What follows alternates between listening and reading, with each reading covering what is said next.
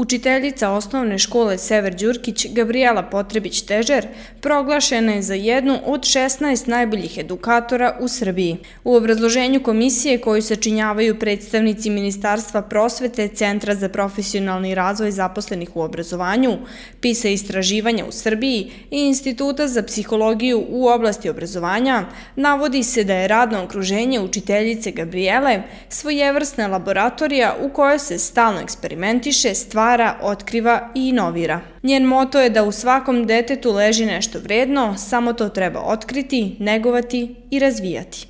U svojoj učiteljskoj karijeri sam uvek bila na strani da pohvalam i motivišem svoju decu, a nisam ni sumnjala nikada da ću ja biti u toj situaciji da budem motivisana sa pohvalom, a sada, iskreno rečeno, osjećam se kao na krilima. Smatram da, čitajući argumente žirija kako su ocenjivali rad, da su prvenstveno stavili važnost na svakodnevno dešavanje u učionici, dakle na časove koje su kod nas drugačiji, tražili su da budu kreativniji, drugačiji pristup, metode neke nove, pošto su i deca nova i sasvim drugačija i mi moramo da menjamo svoje metode da bi pratili, da budemo u korak sa ovom decom današnjom. Komisija, ali i njene kolege smatraju da je svestrana, inovativna i kreativna i da njeni časovi ne nose odlike šablona ili dosade. Komisija je takođe zaključila da Gabrijela primenjuje kooperativnu metodu učenja koja pomaže razvijanju sposobnosti rešavanja problema i sposobnosti zaključivanja, ali i poboljšava odnose među članovima grupe i samopoštovanje. Njen pristup menja poziciju učenika na času, pretvara ga u aktivnog učesnika i saradnika. Gabrijeli Potrebić-Težer čestitao je i predsednik opštine Bečej, Vuk Radojević.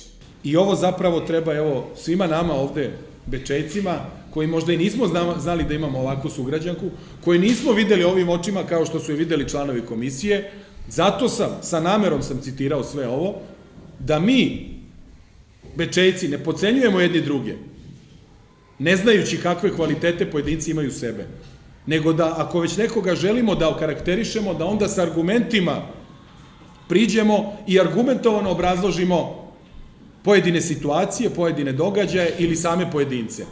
Iz tog razloga mi je drago i zadovoljstvo što kao sugrađanku imam Gabrijelu Težer Potrebić i verujem da će ovo biti motiv i za mnoge druge njene koleginice da se maksimalnim angažmanima, a vidjeli smo koji su to sve načini na koje mogu da se angažuju učitelji, nastavnici i ostali, dakle da će se i oni rukovoditi ovim principima i da će zapravo učiniti ovaj ambijent u školi prijatnijim za boravak našoj deci kako bi oni takođe mogli neki svoj potencijal da pruže maksimalno.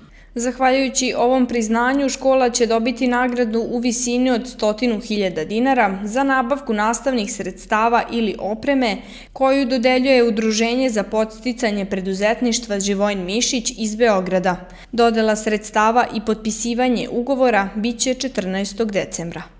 Nagrada je podsticaj naravno za neke nove ideje koje imam na pretek i čekaju svoje ostvarenje, koje ćemo uraditi sa ovom decom ili sa nekim novim generacijama, sa kolegama kao timski rad u školi, uz podršku divne direktorice koja je uvek tu da nas podrži i lokalna samouprava koja nam pomaže finansijski, kad jedino, to kada tražimo.